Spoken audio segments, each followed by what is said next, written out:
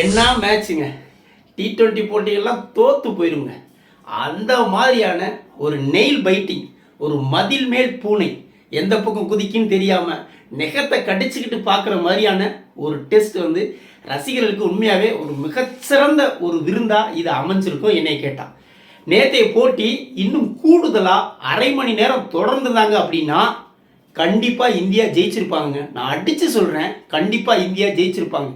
காரணம், மொமெண்டம் அப்படியே இங்கிலாந்துகிட்ட இருந்து இந்தியாவுக்கு ஷிஃப்ட் ஆயிடுச்சுங்க. இங்கிலாந்து பேட்ஸ்மேன் அப்படி நடுங்கிறாங்க. ஏன்னா அந்த ப்ரெஷர், அந்தளவுக்கு நெருக்கடி. அடுத்தடுத்து 3 முக்கியமான விக்கெட் போன உடனே ஜேமி ஸ்மித்தும் ஓவர்டனும் களத்தில் நிற்கிறாங்க. பிரசித் கிருஷ்ணாவும் சிராஜும் ஒவ்வொரு பாலும் லைன் அண்ட் லென்த்தில் செம்மையாக வீசுகிறாங்க. பாலை தொடர்றதுக்கு அப்படி நடுங்கிறாங்க. என்ன பண்ணிவிட்டாங்க, போதிய வெளிச்சமின்மை காரணமாக மேட்சை நிப்பாட்டிட்டாங்க. ஆனால் ஆடியன்ஸில் உட்காந்து பார்க்குற முறை கூலிங் கிளாஸ் போட்டு பார்க்குறாங்க. அவ்வளோ வெளிச்சமாக இருக்குது. இது என்னமோ எனக்கு பர்பஸாக செஞ்சது மாதிரி தோணுது. இந்த முடிவுலாம் எவன் எடுக்கா அப்படின்னு தெரியலை. ஏன்னா இங்கிலாந்துக்கு ரொம்ப நெருக்கடியான கட்டமாக இருக்குது. இதை கொஞ்சம் இடைவெளி விட்டால் இங்கிலாந்து கொஞ்சம் ரிலாக்ஸாக ஜெயிக்கிறதுக்கு ஈஸியாக இருக்கும்னு மாற்றிட்டாங்கன்னு எனக்கு தோணுது. அதோட அதுக்கு பிறகு கொஞ்சம் மழை வந்துச்சு, திருப்பி வருவாங்கன்னு நினச்சோம். டோட்டலாக ஸ்டாப் பண்ணிவிட்டு 5வது நாளுக்கு போட்டியை நகர்த்திட்டாங்க.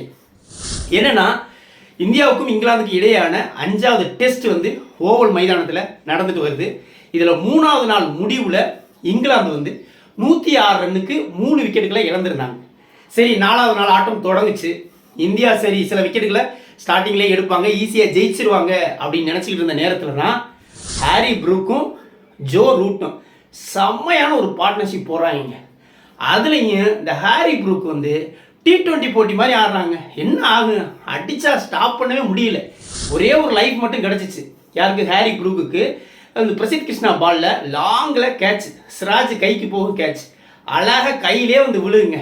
அவ்வளோ ஹாரி ப்ரூக் சோழி முடிஞ்சிச்சு அப்படின்னு இந்திய ரசிகர்கள்லாம் அப்படி சந்தோஷப்பட்டுக்கிட்டு இருக்கிற நேரத்தில் கேட்சை பிடிச்சிட்டாப்புல. பட் வந்து லைனில் கால வச்சிட்டாப்புல. அதை கவனிக்கல சிராஜ். அந்த அவுட்லேருந்து தப்புனா ஹாரி ப்ரூக். அதுலேருந்து அவனை ஸ்டாப் பண்ணவே முடியலைங்க.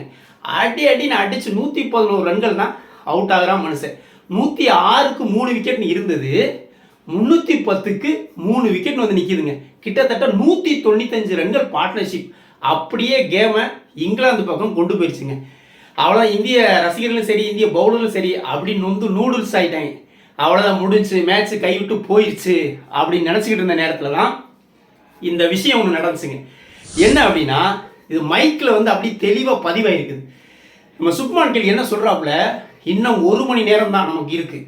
இந்த 1 மணி நேரம், கமான் பாய்ஸ், இன்னும் 1 மணி நேரம் நீங்கள் கஷ்டப்படுங்க. அதுக்கு பிறகு நம்ம மொத்தமாக ஓய்வு எடுக்கலாம். ப்ளீஸ் நல்லா ஒருங்கிணைஞ்சு உங்கள் போராட்டத்தை வெளிப்படுத்துங்க. கண்டிப்பாக நம்ம தான் ஜெயிப்போம் அப்படிங்கிற அந்த ஒரு உரையாடல் வந்து மைக்கில் தெளிவாக பதிவாயிருக்குது. அதில் இருந்து மொமெண்டம் மாறுதுங்க.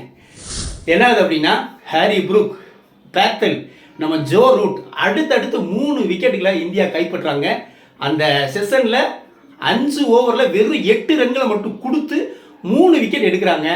மேட்ச் அப்படியே இங்கிலாந்துகிட்ட இருந்து அப்படி இந்தியா பக்கம் ஷிஃப்ட் ஆயிடுச்சுங்க. வெறித்தனமாக போடுறாங்க. பிரசித் கிருஷ்ணாவும் சரி, சிராஜும் சரி, 2 பேரும் மட்டும்தான் போடுறாங்க. பயங்கரமாக போடுறாங்க மனுஷன். அப்படி நெருப்பாக போடுறாங்க பந்தை. ஜேமி ஸ்மித்லாம் அதிரடி ஆட்டக்காரன். ஜேமி ஸ்மித்லாம் அவெல்லாம் அப்படி பதறான், கைகாலெலாம் நடுங்குது. ஏன்னா அந்த ஜேமி ஸ்மித் விக்கெட் போயிடுச்சுன்னா சோழி முடிஞ்சிடும். 6 விக்கெட் போச்சு, இன்னும் 4 விக்கெட் அப்படிங்கிறது கிடையாது. ஏன்னா வந்து கிறிஸ் ஓக்ஸ் வந்து இன்ஜூரினால விளையாட முடியல. இன்னும் 3 விக்கெட்டு தான். 3 விக்கெட்டில் ஜேமி ஸ்மித் விக்கெட்டை எடுத்துட்டா போதும், கதை முடிஞ்சிடும். ஆனால் இங்கிலாந்தை பொறுத்த வரைக்கும் ரொம்ப க்ளோஸாக வந்துட்டாங்க. 44 ரன்கள் அடிக்க வேண்டிய நிலைமையில் 6 விக்கெட் போயிருந்துச்சு. அடுத்ததாக ஒரு 9 ரன்னை 8 ஓவரில் அடிக்கிறாங்க. இன்னும் 35 ரன்கள் தேவை அப்படிங்கிற ஒரு நிலைமையில தான் இங்கிலாந்து இருக்கிறாங்க. இதுக்கு இடையில ஓவர்டனுக்கு வந்து ஒரு விக்கெட் வந்து விழுந்துச்சுன்னா பேட் டச் ஆகி கீழே பீச் பண்ணி போன மாதிரி இருந்துச்சு. அதோட அம்பையர் வந்து தேட பேர் கொடுப்பான். திருப்பி போட்டு பார்த்து வந்து பால் வந்து பேட்டில் டச் ஆச்சா இல்லை மண்ணில் குத்தி போச்சா, அந்த ஸ்னிக்கோமீட்டரில் ஒரு அதிர்வு வருது. அது எதனாலங்கிறது ஒரு ஆதாரம் இல்லைன்னு சொல்லிட்டு நாட் அவுட்னு கொடுத்துட்டான் ஓவர்டனுக்கு. அது மட்டும் அவுட் ஆயிருந்துச்சுன்னா நேற்றே அவங்க கதை வந்து முடிஞ்சாலும் முடிஞ்சிருக்கும். ஆனாலும் போதிய வெளிச்சமின்மை காரணமாக 35 ரன்கள் தேவைப்பட்ட நிலையில் போட்டியை அம்பையர் நிறுத்திட்டாங்க. நிறுத்தின பிறகு கொஞ்சம் நேரத்தில் மழை வந்துருச்சு. அதுக்கு பிறகு மழை நின்றுச்சு, திரும்பி ஆட வருவாங்கன்னு நினச்சோம், அப்பவும் வரல. இது இங்கிலாந்துக்கு சாதகமாக எடுத்த முடிவாக தான் எனக்கு படுது. ஏன்னா மறுநாள் வந்து ஃப்ரெஷ்ஷாக வருவாங்க. இந்த நெருக்கடி, இந்த மொமெண்டம், இந்த நெருக்கடியான அந்த இங்கிலாந்துலேருந்து இந்தியாவுக்கு மாறின அந்த நெருக்கடி சூழ்நிலை வந்து இங்கிலாந்துகிட்ட நாளைக்கு இருக்காது. இதே வேகத்தோட போட்டு ஒரு 2 விக்கெட் எடுத்திருப்பாங்க. கண்டிப்பாக வந்து போட்டி வந்து இந்தியாவுக்கு சாதகமாக முடிஞ்சிருக்கும். அதை வந்து இந்த அம்பையர் என்ன நினச்சாங்க தெரியல. வெளிச்சமின்மை காரணங்கிறான். கேலரியில் உட்காந்துருக்கிற அம்புட்டு பேரும் கூலிங் கிளாஸ் போட்டு உட்காந்துருக்கான். கூலிங் கிளாஸ்லேயே அவ்வளோ கிளியராக தெரியுது.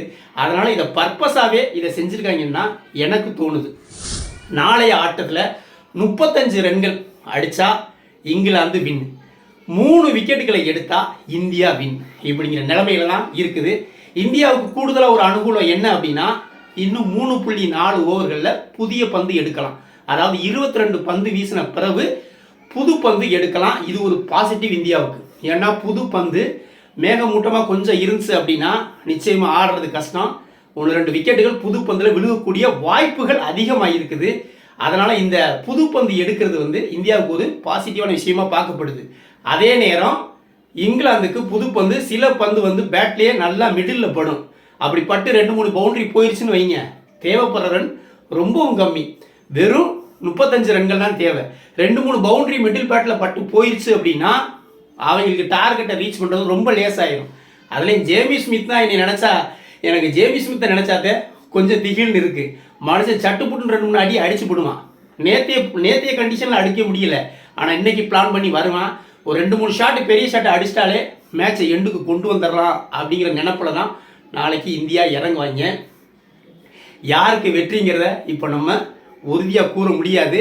வாய்ப்புகள் இங்கிலாந்துக்கு அதிகமாக இருக்குது. அதே நேரம் இந்தியாவுக்கான வாய்ப்பையும் நம்ம குறைச்சி எடை போட முடியாது.